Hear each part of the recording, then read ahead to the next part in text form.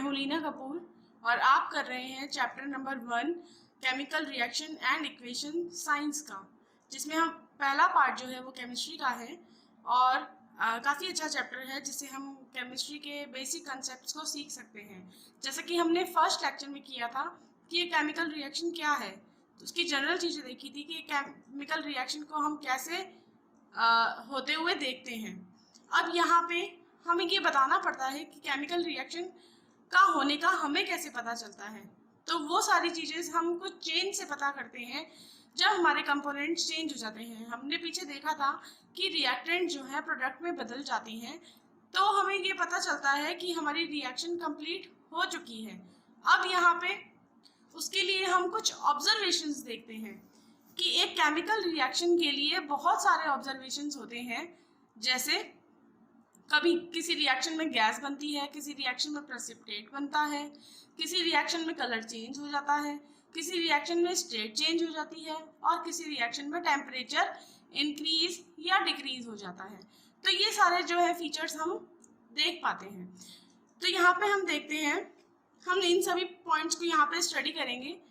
तो यहाँ पे फर्स्ट फीचर जो हमारे पास है वो है इवोल्यूशन ऑफ ए गैस। तो एक गैस का निर्माण। अब देखिए, जब भी कोई रासायनिक अभिक्रिया होती है या कोई केमिकल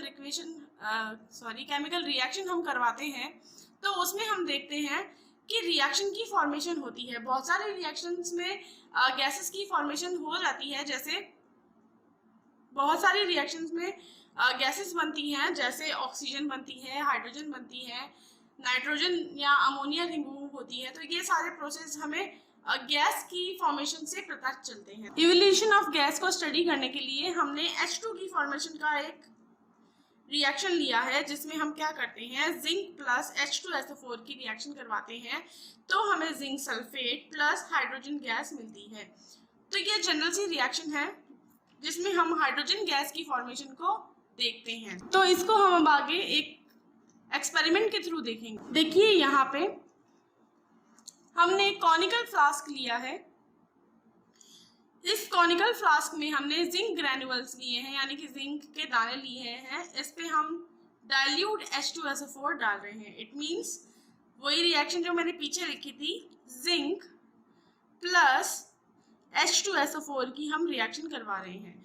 तो जिंक और H2SO4 जब रिएक्ट करते हैं तो हमें zinc sulphate plus H2 remove होती हुई मिलती है। H2 की एक पॉपिंग साउंड होती है, एक आवाज़ होती है, फटफट जिसको हम बोलते हैं, तो वो भी आती है। दूसरा, हमें इस बीकर के टेम्परेचर से पता चलता है कि रिएक्शन हो गई है। तो यहाँ पे दो चीज़ें हमें देखने के लिए मिलती है, या हम बोले जो ये बबल्स दिख रहे हैं, हाइड्रोजन गैस के बबल इस डाइल्यूट H2SO4 से बाहर निकलते हुए हमें दिखाई देते हैं। तो इस एक्सपेरिमेंट के थ्रू हम बताते हैं कि H2 गैस की फॉर्मेशन हुई है, इसलिए हमें पता चलता है कि रिएक्शन कंप्लीट हो गई है। कुछ कैरेक्टरिस्टिक्स होते हैं जो हमें ये बताते हैं कि रिएक्शन कंप्लीट हो जाती है, जिसमें हमने यहाँ पे पहला पॉइंट किया है। नेक्स्ट पॉइंट पे हम आते हैं। नेक्स्ट पॉइंट हमारा है फॉर्मेशन ऑफ ए प्रेसिपिटेट, यानी कि प्रेसिपिटेट की फॉर्मेशन। अब हमें यह नहीं पता है कि प्रेसिपिटेट क्या है, तो प्रेसिपिटेट को स्टडी करने के लिए जब हम देखते हैं कि जब भी कोई रिएक्शन हम करवाते हैं तो एक इनसॉल्युबल सा प्रोडक्ट हमारे पास आ जाता है, जो कि उस सॉल्यूशन में अलग हो जाता है। ऊपर की तरफ ही या नीचे की तरफ भारी इकट्ठा हुआ हुआ हमें हमारे फ्लास्क में या टेस्ट ट्यूब में दिखाई देता है, तो वो चीज़ प्रेसिपिटेट होती है। तो इसको हम एक रिएक्शन से स्टडी कर सकते हैं। जैसे कि हम यहाँ पे लेते हैं lead nitrate plus potassium iodide. Lead nitrate potassium iodide से रिएक्शन करके हमें PbI, लेड आयोडाइड और पोटेशियम नाइट्रेट देता है। यहाँ पे जो PbI का हमारे पास प्रेसिपिटेट बनता है वो येलो कलर का प्रेसिपिटेट होता है, और इस प्रेसिपिटेट की फॉर्मेशन से हमें पता चल जाता है कि रिएक्शन कंप्लीट हो गई है। ये प्रेसिपिटेट जब हम रिएक्शन स्टार्ट करते हैं तो धीरे धीरे हल्का होता है, हल्का होता होता ये प्रेसिपिटेट बढ़ता जाता है और इकट्ठा हो जाता है, काफ़ी अमाउंट में इकट्ठा हो जाता है, और साथ ही साथ हमारे पास बनता है पोटेशियम नाइट्रेट। तो ये एक हमारी सेकंड पॉइंट था जिसमें हम पढ़ते हैं फॉर्मेशन ऑफ ए प्रेसिपिटेट। अब बहुत सारी आगे जब स्टडी करेंगे हम तो हम देखेंगे कि बहुत सारी रिएक्शंस में प्रेसिपिटेट की फॉर्मेशन होती है। थर्ड पॉइंट जो हमारे पास आता है वो थर्ड पॉइंट है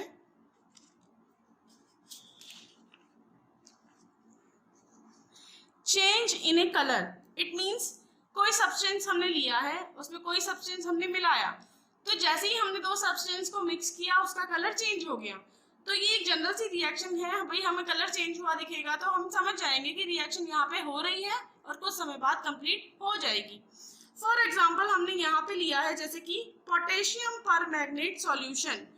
पोटेशियम परमैंगनेट सॉल्यूशन जो कि पर्पल कलर का होता है, इसमें हम लेमन जूस मिलाते हैं। It means citric acid. Citric acid मिलाने पर ये जो हमारे पास सॉल्यूशन है वो कलरलेस होने लगता है। धीरे धीरे इसका पर्पल कलर फेड होने लगता है। हम देखते हैं कि जैसे ही पोटेशियम परमैंगनेट वाली टेस्ट ट्यूब में हम drop wise lemon juice add करते हैं, वो धीरे धीरे धीरे धीरे धीरे धीरे धीरे धीरे कलर उसका गायब होता जाता है और वो कलरलेस हो जाता है। ये देखिए यहाँ पे जैसे ही हमने इसमें KMnO4 में पोटेशियम परमैंगनेट में हम सिट्रिक एसिड मिला रहे हैं, सॉल्यूशन कलरलेस हो रहा है। फोर्थ पॉइंट हम लेते हैं change in temperature. It means reaction की टेम्परेचर में चेंज हो जाएगा, इंक्रीज हो जाएगा या डिक्रीज हो जाएगा।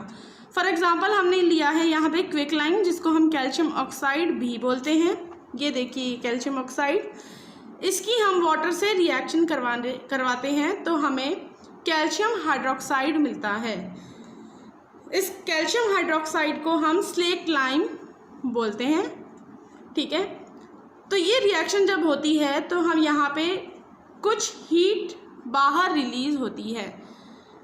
जब हीट बाहर रिलीज होती है तो उस रिएक्शन को हम एक्सोथर्मिक रिएक्शन बोलते हैं, यानी कि हिंदी में हम बोले इसको ऊष्माक्षेपी अभिक्रिया। इसी तरह से दूसरा एग्जाम्पल हम लेते हैं बेरियम हाइड्रोक्साइड का।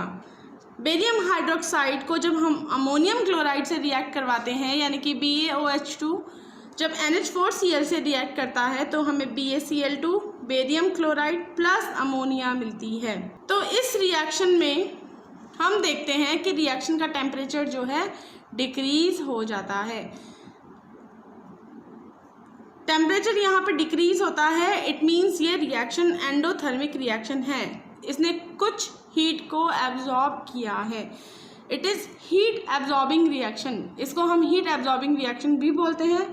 जस्ट रिवर्स अगर हम ले पहले जो कि हमने रिएक्शन देखी थी कैल्शियम ऑक्साइड वाली, प्लस यहाँ पे ये वाटर से जब रिएक्ट करता है और कैल्शियम हाइड्रोक्साइड की फॉर्मेशन करता है तो ये रिएक्शन इसके जस्ट अपोजिट होती है। यहाँ पे टेम्परेचर इंक्रीज हो जाता है तो वो रिएक्शन हम उसको बोलते हैं एक्सोथर्मिक रिएक्शन।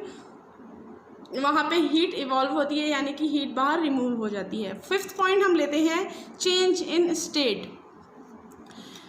अब चेंज इन स्टेट का मतलब है कि कोई भी सब्सटेंस लिक्विड से सॉलिड में, सॉलिड से लिक्विड में, लिक्विड से गैस में, यानी कि स्टेट चेंज होती रहती है सब्सटेंस की। तो वो उससे भी हमें पता चल जाता है कि रिएक्शन कंप्लीट हो गई है।